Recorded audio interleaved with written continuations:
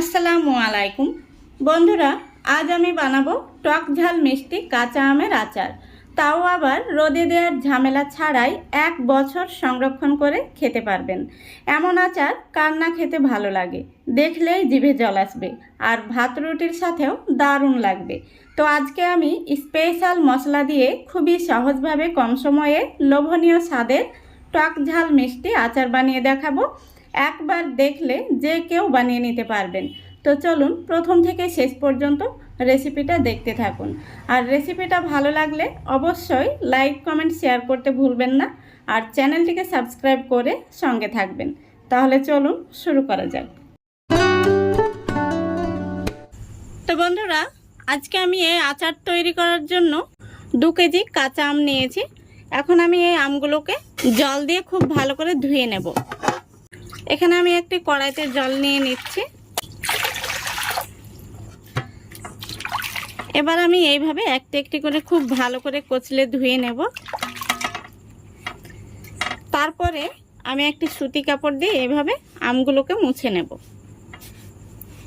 তো যেহেতু রোদে দেওয়ার ঝামেলা ছাড়াই আচারটি তৈরি করে আপনাদের দেখাবো, সেহেতু আমের মধ্যে যেন কোনো রকম জল না থাকে, তাই এইভাবে ধুয়ে নিয়ে খুব ভালো করে মুছে নিতে হবে।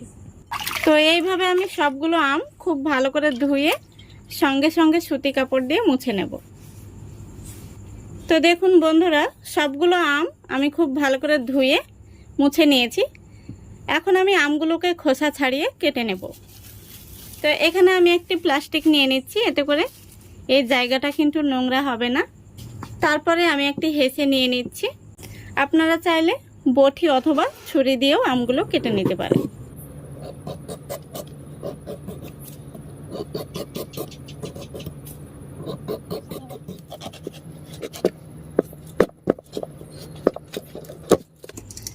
দেখুন বন্ধুরা, আমের আটিগুলো কিন্তু একদম শক্ত হয়ে গেছে, আর আচার তৈরির জন্য কিন্তু এরকম আমি পারফেক্ট। আমগুলোকে এবার আমি এইভাবে ছোট সাইজ করে কেটে নিচ্ছি। এই দেখুন,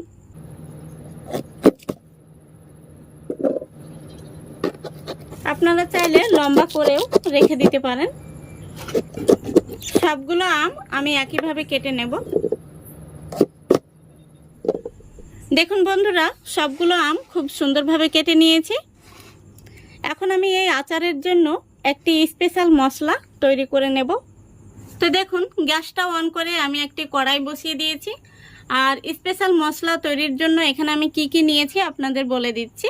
এখানে আমি 2 চামচ নিয়েছি গোটা জিরে, 2 চামচ গোটা ধনে, 2 চামচ গোটা মৌরি, আর নিয়েছি 1 চামচ লবঙ্গ, তারপরে নিয়েছি 1/2 চামচ দারুচিনি, 4টে গোটা এলাচ, আর নিয়েছি 10 থেকে 12টা মতো গোলমরিচ, আর শুকনো লঙ্কা নিয়েছি 5টা। প্রথমে আমি শুকনো লঙ্কাটা একটু ভেজে নেব। দেখুন, শুকনো লঙ্কাটা আমি কিছুটা ভেজে নিয়েছি। এখন আমি দিয়ে দিচ্ছি এর মধ্যে লবঙ্গ। এরপরে আমি বাকি মশলাগুলো দিয়ে দিচ্ছি।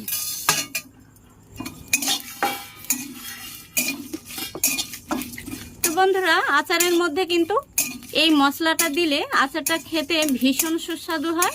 তাই বাড়িতে আপনারা এইভাবে একটি স্পেশাল মশলা বানিয়ে নেবেন, তারপরে আচারের মধ্যে দেবেন, দেখবেন আচারের স্বাদটা কিন্তু দারুণ হবে। দেখুন বন্ধুরা, মশলাটি ভাজা হয়ে গেছে, খুব সুন্দর একটি সেন্ট বেরিয়েছে। এখন আমি মশলাটি নামিয়ে নেব। মশলাটি নামিয়ে নিয়ে আমি ঠান্ডা হতে রেখে দিয়েছি। তারপরে আমি গ্যাসের উপর আবারও কড়াইটি বসিয়ে দিয়েছি। এবার আমি কড়াইতে দিয়ে দিচ্ছি গুড়। তো এখানে আমি 700 গ্রাম আখের গুড় নিয়েছি। প্রথমত গুড়টাকে আমি কড়াইতে কেন দিলাম আপনাদের আমি বলে দিচ্ছি একটু পর। গুড়ের বাটিটা ধুয়ে একটু জল দিয়ে দিচ্ছি। এবার গুড়টাকে আমি খুব ভালো করে গলিয়ে নেব। তো বন্ধুরা দেখুন, গুড়টাকে আমি খুব ভালো করে জাল করে গলিয়ে নিয়েছি। এখন আমি এই গুড়টাকে ছেঁকে নেব। এই আখের গুড়ের মধ্যে কিন্তু নানা রকমের ময়লা থাকে, তো এইভাবে গুড়টাকে যদি গলিয়ে নিয়ে ছেঁকে নেওয়া যায় তাহলে কিন্তু গুড়টা পরিষ্কার হয়ে যাবে।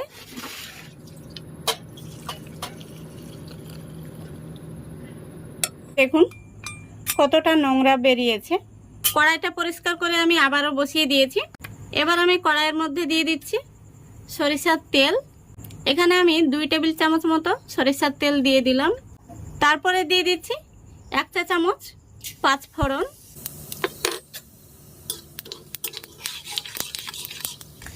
এবার দিয়ে দিচ্ছি 1 টেবিল চামচ লবণ, আর দিয়ে দিচ্ছি 1 চা চামচ পরিমাণ হলুদ গুঁড়ো।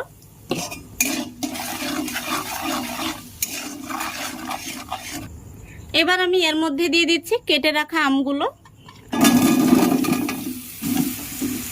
এবার আমি এইভাবে এই লবণ আর হলুদের মধ্যে খুব ভালো করে আমগুলোকে 5 থেকে 6 মিনিট মতো নাড়াচাড়া করে ভেজে নেব। তো বন্ধুরা, এইভাবে কিছুক্ষণ ভেজে নিলে আমের মধ্যে যে জল ভাবটা রয়েছে সেটা কিন্তু শুকিয়ে যাবে, আর এই আমগুলো কিন্তু রোদে দেওয়ার কোনো প্রয়োজন পড়বে না। এইভাবে ভেজে নিলে আচারটাও ভালো থাকবে, অনেক দিন পর্যন্ত কিন্তু খুবই ভালো থাকবে।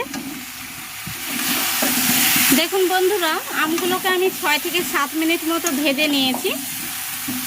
তো আমের মধ্যে যে এক্সট্রা জল রয়েছিল সেটা কিন্তু শুকিয়ে গেছে। এখন আমি আখের গুড়টা দিয়ে দেব। এবার আমি ঢাকা দিয়ে দেব। এইভাবে ঢাকা দিয়ে জাল করলে আমের মধ্যে গুড়টা খুব সুন্দরভাবে ঢুকে যাবে, আর আমগুলোও কিন্তু খুব সুন্দরভাবে সেদ্ধ হয়ে যাবে।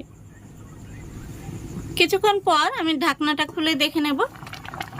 দেখুন, খুব সুন্দরভাবে কিন্তু আমগুলো গুড়ের মধ্যে ফুটছে। তো গুড়টাই এমনভাবে দিতে হবে যেন গুড়ের মধ্যে আমগুলো ডুবে থাকে। তো 2 কেজি আমের জন্য আমি 700 গ্রাম গুড় দিয়েছি। যেহেতু আমার আমগুলো একটু মিষ্টি, আপনাদের আমগুলো যদি টক হয় তাহলে গুড়ের পরিমাণটা একটু বাড়িয়ে নেবেন। এখন এই পর্যায়ে আমি দিয়ে দিচ্ছি 1/2 চামচ কাশ্মীরি লঙ্কার গুঁড়ো।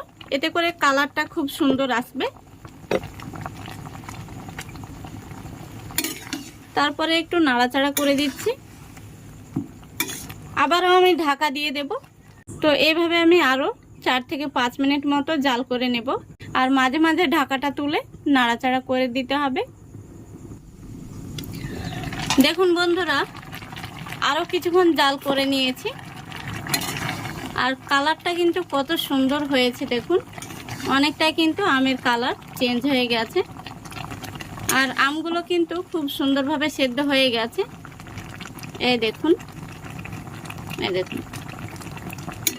তো আর কিন্তু ঢাকা দেওয়ার কোনো প্রয়োজন নেই, এইভাবে নাড়াচাড়া করতে হবে। আর এই যে গুড় জলটা রয়েছে, এই গুড়ের জলটা শুকিয়ে নিতে হবে, মাখা মাখা টাইপের করে নিতে হবে।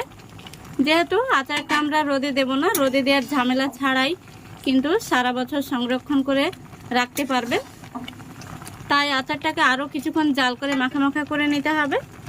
এখন আমি এই পর্যায়ে দিয়ে দিচ্ছি স্পেশাল মশলা। আমি যে স্পেশাল মশলাটা ভেজে রেখেছিলাম সেটা আমি শিলকিতে গুঁড়ো করে নিয়েছি, একটু দানা দানা ভাব রেখে গুঁড়ো করে নিয়েছি। এখন আমি হাফ দিয়ে দিলাম। হাফ মশলা দেওয়ার পরে আমি নাড়াচাড়া করে আরও কিছুক্ষণ জাল করে নেব। মশলাটা দেওয়ার পরে জাল করলে কিন্তু খুব সুন্দর একটি ফ্লেভার আসে, আর আচারের মধ্যেও কিন্তু ঢুকে যায়, খুব সুন্দর লাগে। দেখুন বন্ধুরা, আচারটা কিন্তু একদম মাখা মাখা হয়ে গেছে, আর দেখতে কত সুন্দর হয়েছে।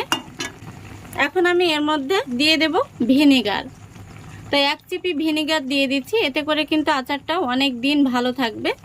আপনাদের হাতের কাছে ভিনেগার না থাকলে আপনারা পাতিলেবুর রস দিয়ে দেবেন। ভিনেগারটা দেওয়ার পরে আমি খুব ভালো করে নাড়াচাড়া করে মিশিয়ে নিয়েছি। এখন আমি যে বাকি হাফ মশলাটা রেখেছিলাম, স্পেশাল মশলা, সেই মশলাটা দিয়ে দিচ্ছি।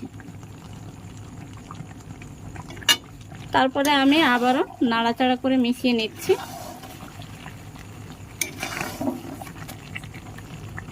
এই মশলাটা দেওয়ার কারণে খুব সুন্দর একটি সেন্ট বেরিয়েছে আচার থেকে। এই আচার কার না ভালো লাগে, দেখলেই কিন্তু জিভে জল চলে আসবে। তো বন্ধুরা, আচারটা কিন্তু একদম রেডি হয়ে গেছে। এখন আমি গ্যাসটা অফ করে দিচ্ছি। দেখুন বন্ধুরা, আচারটা দেখতে কত সুন্দর হয়েছে। 1 থালা ভাতের সঙ্গে যদি এইরকম 2 পিস আচার থাকে তাহলে কিন্তু এক থালা ভাত নিমেষেই শেষ হয়ে যাবে। খুবই সুন্দর হয়েছে।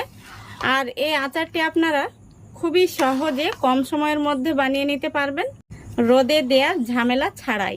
দেখুন সম্পূর্ণ আচারটা আমি থালার মধ্যে তুলে নিয়েছি, আর দেখতে কত সুন্দর হয়েছে, দারুণ কালার হয়েছে, আর খেতেও কিন্তু ভীষণ মজা, খুব সুন্দর একটি সেন্ট বেরিয়েছে। তো আচারটা ঠান্ডা হলে আমি কাচের বয়মে ভরে নেব। তো আপনারাও এইভাবে আচার বানিয়ে কাচের বয়মে ভরে 1 বছর কিন্তু সংরক্ষণ করে রাখতে পারবেন, যখন খুশি তখন কিন্তু বের করে খেতে পারবেন। তা আশা করছি আজকের এই আচারের রেসিপিটা আপনাদের ভালো লেগেছে। যদি ভালো লেগে থাকে অবশ্যই লাইক, কমেন্ট, শেয়ার করবেন এবং চ্যানেলটিকে সাবস্ক্রাইব করে অল নোটিফিকেশানটি অন করে সঙ্গে থাকবেন। আজকের মতো এখানেই বিদায় নিচ্ছি। সবাই ভালো থাকবেন, সুস্থ থাকবেন। খোদা হাফেজ।